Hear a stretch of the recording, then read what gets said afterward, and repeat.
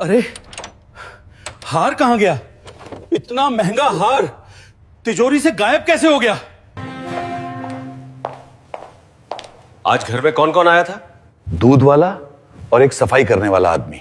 आपको किसी पर शक है? शायद वही सफाई करने वाला, वही हर कमरे में जाता है। जिस घर में काम करते हो उसी घर में चोरी करते हो।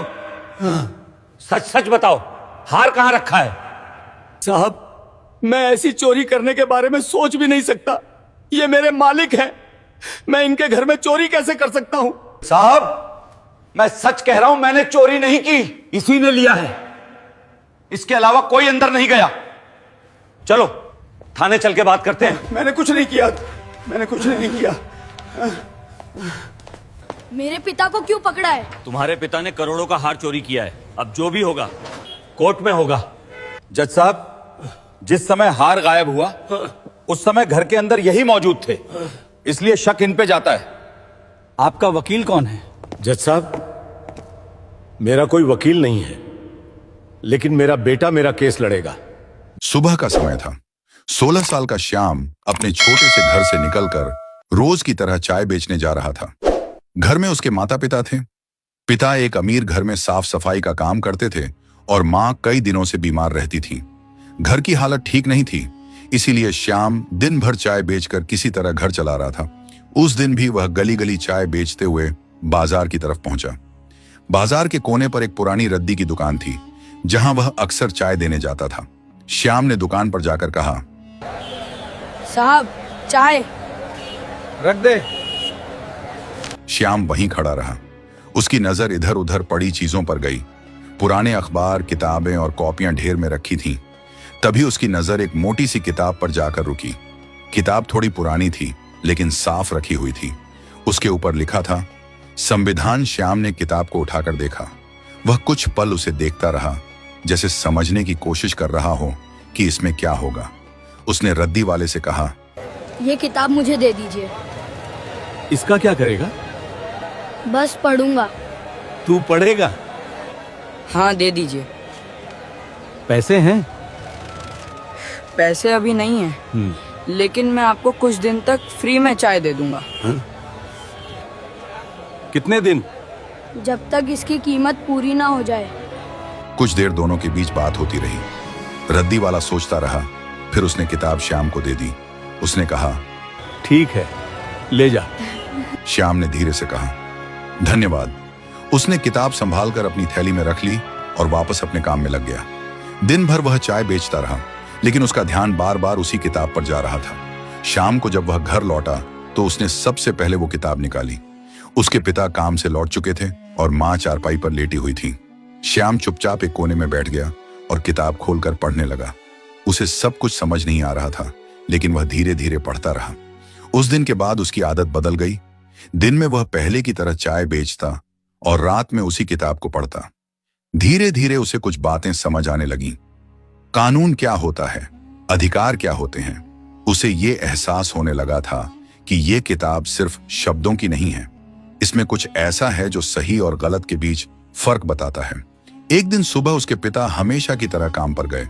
जिस घर में वे काम करते थे वह बहुत बड़ा और अमीर घर था। वहां अक्सर बड़े बड़े लोग आते जाते रहते थे। उस दिन भी वे घर के अंदर सफाई कर रहे थे। घर के मालिक किसी काम से तिजोरी से सामान निकालने गए। जैसे ही उन्होंने तिजोरी खोली, उन्होंने देखा कि कीमती हार वहां नहीं था। वे घबरा गए और ऊंची आवाज में बोले, अरे हार कहां गया? इतना महंगा हार गायब कैसे हो गया? वह हार उन्होंने अपनी बेटी की शादी के लिए बनवाया था, इसलिए सब लोग हैरान थे कि वह अचानक कैसे गायब हो गया। घर के मालिक का चेहरा गुस्से से भरा हुआ था। उन्होंने एक एक करके सबसे सवाल करना शुरू किया। जब श्याम के पिता की बारी आई तो उन्होंने साफ कहा, मुझे कुछ नहीं पता। मालिक ने सख्त आवाज में कहा, यहां बाहर का कोई आया नहीं और तिजोरी तक पहुंच तुम्हारी थी। मैंने कुछ नहीं लिया। मालिक ने तुरंत पुलिस को फोन कर दिया। कुछ ही देर में पुलिस वहां पहुंच गई और सीधे श्याम के पिता से सवाल करने लगी। पुलिस वाले ने सख्त आवाज में कहा, जिस घर में काम करते हो, जिसका नमक खाते हो, उसी घर में चोरी करते हो। सच सच बताओ, हार कहां रखा है? साहब, मैं ऐसी चोरी करने के बारे में सपने में भी नहीं सोच सकता। ये मेरे मालिक हैं, तो मैं इनके घर में चोरी कैसे कर सकता हूं? मैं सच कह रहा हूं, मैंने कुछ नहीं किया। इसी ने लिया है, इसके अलावा कोई अंदर नहीं गया। चलो थाने चल के बात करते हैं। मैंने कुछ नहीं किया, मैंने कुछ नहीं किया। पुलिस उन्हें वहीं से पकड़कर थाने ले गई। उधर श्याम अपने काम में लगा हुआ था। उसे इस बात का कुछ पता नहीं था।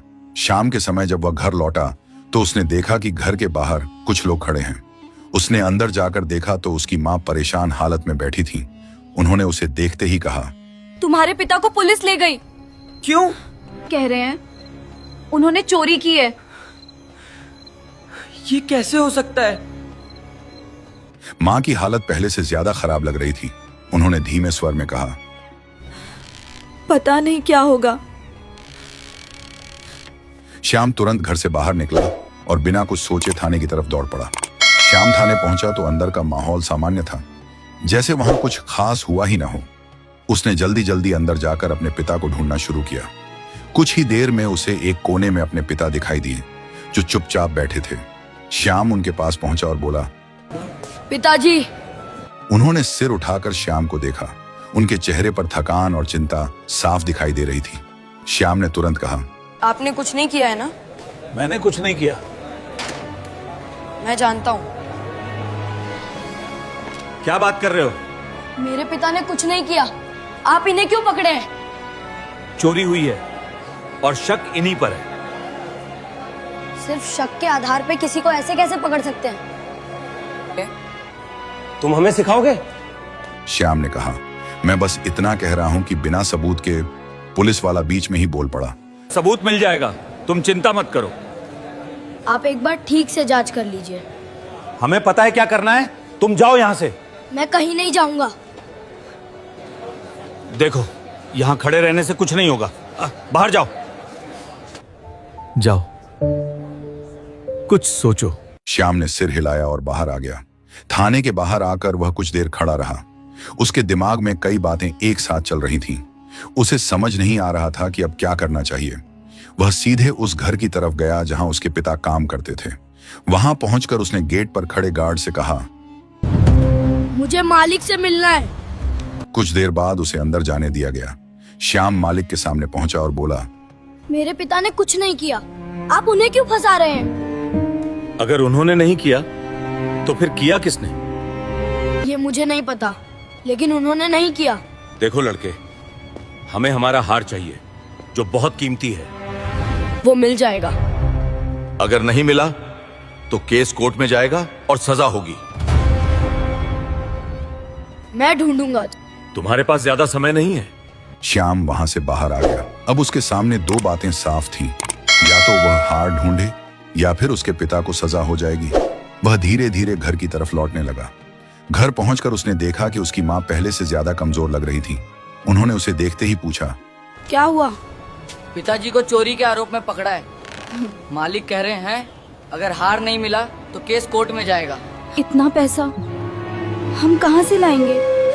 आप चिंता मत करो, मैं पिताजी को कुछ नहीं होने दूंगा। लेकिन उसके चेहरे पर साफ था कि उसे खुद भी नहीं पता कि वह कैसे करेगा। कुछ देर बाद मां की तबीयत अचानक और बिगड़ गई। उनकी सांसें तेज चलने लगी। श्याम ने पानी दिया, संभालने की कोशिश की, लेकिन हालत नहीं सुधरी। थोड़ी ही देर में उसकी मां ने वहीं दम तोड़ दिया। श्याम वहीं बैठा रह गया। घर में अब सिर्फ खामोशी थी।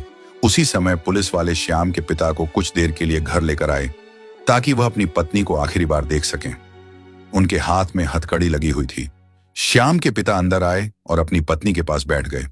उन्होंने कुछ नहीं कहा, बस चुपचाप देखते रहे। पुलिस वाले थोड़ी देर बाद उन्हें वापस ले गए। श्याम अकेला बैठा था। उसके सामने कई सवाल थे।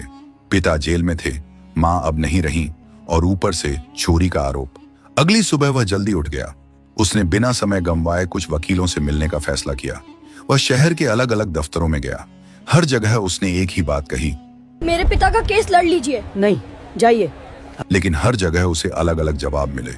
किसी ने कहा फीस बहुत लगेगी, किसी ने कहा। यह मामला बड़ा है, और कुछ ने सीधे मना कर दिया।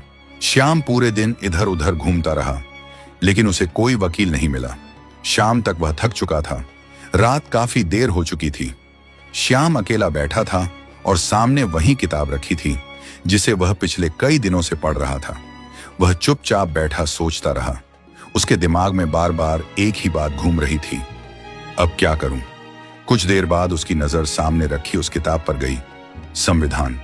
उसे अचानक एक बात याद आई जो उसने कुछ दिन पहले उसी किताब में पढ़ी थी, कि हर इंसान को अपनी बात रखने का अधिकार होता है। उसने किताब उठाई और कहा, अगर कोई केस नहीं लड़ेगा तो मैं खुद केस लड़ूंगा। उस रात वह सोया नहीं। वह किताब खोलकर बैठ गया और पढ़ता रहा।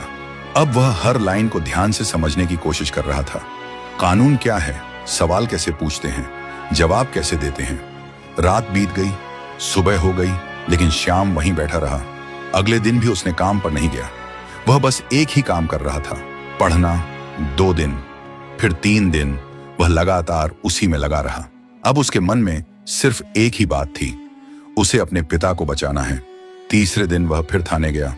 वह सीधे अपने पिता के पास पहुंचा। पिता ने उसे देखते ही पूछा, कोई वकील मिला? नहीं, लेकिन अब वकील की जरूरत नहीं है। आपका केस मैं खुद लड़ूंगा। तुम क्या कह रहे हो? यह आसान नहीं है। मुझे पता है, लेकिन और कोई रास्ता नहीं है। तुमने कभी ये सब किया भी नहीं। मैं सीख रहा हूं और कोशिश करूंगा। पिता पहले मानने को तैयार नहीं थे, लेकिन श्याम की बातों में साफ दिख रहा था कि उसने यह फैसला सोच समझ कर लिया है। आखिर में पिता ने धीरे से कहा, ठीक है, अगर तुम सोच चुके हो तो मैं मना नहीं करूंगा। अगले दिन कोर्ट में वही अपने पिता का केस लड़ने वाला था। अगली सुबह श्याम जल्दी उठ गया। कुछ देर बाद वह अपने पिता के केस की सुनवाई के लिए कोर्ट पहुंच गया। वहां पहले से ही काफी लोग मौजूद थे। अलग अलग केस चल रहे थे। वकील अपनी फाइलों के साथ इधर उधर जा रहे थे। श्याम एक कोने में खड़ा होकर सब देखता रहा। कुछ देर बाद उसके पिता को पुलिस लेकर वहां पहुंची। जब केस शुरू हुआ तो जज ने श्याम के पिता से पूछा, आपके पास कोई वकील है? नहीं, लेकिन मेरा केस मेरा बेटा लड़ेगा। क्या तुम अपना पक्ष खुद रखना चाहते हो? जी। ठीक है, लेकिन तुम्हें नियमों का पालन करना होगा। ठीक है जज साहब। केस की शुरुआत हुई। दूसरी तरफ से वकील ने बोलना शुरू किया। उसने कहा, जज साहब, तिजोरी से कीमती हार गायब हुआ है और उस समय घर के अंदर सिर्फ यही मौजूद थे, इसलिए शक इन पर जाता है। श्याम ध्यान से सब सुनता रहा। जब उसकी बारी आई तो उसने धीरे से कहा, सिर्फ शक के आधार पर किसी को दोषी नहीं ठहराया जा सकता। वकील ने उससे सवाल पूछना शुरू किया, जैसे उसे उलझाने की कोशिश कर रहा हो। श्याम हर सवाल का जवाब सोच समझ कर दे रहा था। जज साहब ने कहा, अभी सुनवाई यहीं तक रखी जाती है, अगली तारीख दी जाएगी। तब तक दोनों पक्ष अपने अपने सबूत पेश करें। अगली सुनवाई का दिन आया। इस बार भी वही बातें दोहराई गईं। सामने वाले वकील ने अपने तर्क रखे, लेकिन कोई पक्का सबूत नहीं था। श्याम ने फिर वही बात दोहराई, सिर्फ शक से सजा नहीं दी जा सकती है। तीसरी सुनवाई तक मामला वहीं का वहीं था। श्याम को समझ आ गया था कि सिर्फ बातों से कुछ नहीं होगा, उसे ठोस सबूत चाहिए। उसने तय किया कि अब उसे खुद जाकर सच्चाई ढूंढनी होगी। कोर्ट से निकलने के बाद वह सीधे उस घर के आसपास गया जहां से हार चोरी हुआ था। वह चुपचाप वहां के लोगों को देखने लगा। कौन आता है, कौन जाता है, किसका व्यवहार कैसा है। धीरे धीरे उसे एक बात बार बार खटकने लगी, घर का मैनेजर। श्याम ने देखा कि वही मैनेजर बार बार अलग अलग लोगों से मिल रहा है और कुछ बातों को छुपाने की कोशिश कर रहा है। श्याम को शक हुआ, लेकिन उसके पास अभी कोई सबूत नहीं था। एक दिन उसने चुपचाप मैनेजर का पीछा किया। मैनेजर घर से निकलकर सीधे बाजार की तरफ गया। श्याम थोड़ी दूरी बनाकर उसके पीछे चलता रहा। कुछ देर बाद मैनेजर एक सुनार की दुकान में गया। श्याम बाहर ही खड़ा रहा, लेकिन उसने ध्यान से देखा कि मैनेजर अपने साथ एक छोटा सा पैकेट लेकर अंदर गया था। कुछ समय बाद जब मैनेजर बाहर निकला तो उसके चेहरे पर घबराहट थी। श्याम को अब यकीन होने लगा कि यही कुछ छुपा रहा है।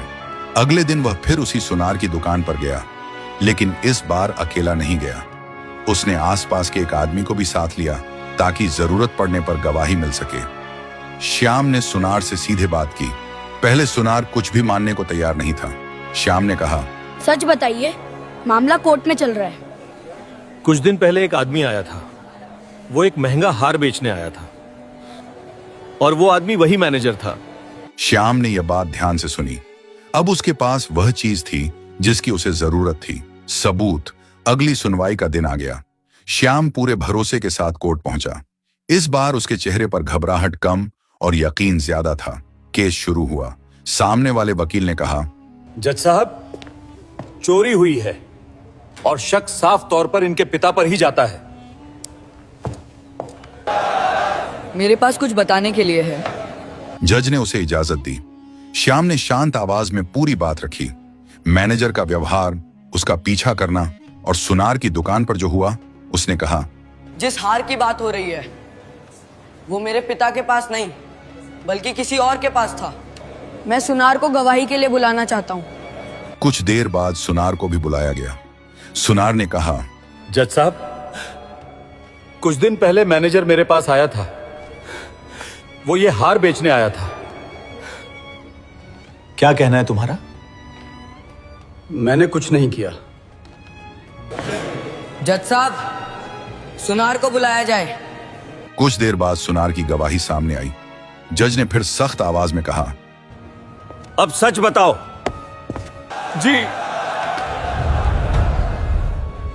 मैंने ही हार लिया था। श्याम के पिता निर्दोष हैं। उन्हें तुरंत रिहा किया जाता है और मैनेजर के खिलाफ कानूनी कार्रवाई की जाएगी। श्याम ने अपने पिता की तरफ देखा। श्याम उनके पास गया।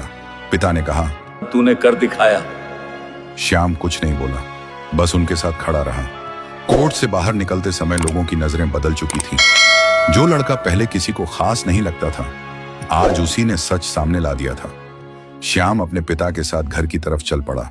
उसने धीरे से कहा, सच देर से सही, लेकिन सामने आता जरूर है। जिसे लोग कमजोर समझते हैं, कभी कभी वही सबसे मजबूत साबित होता है।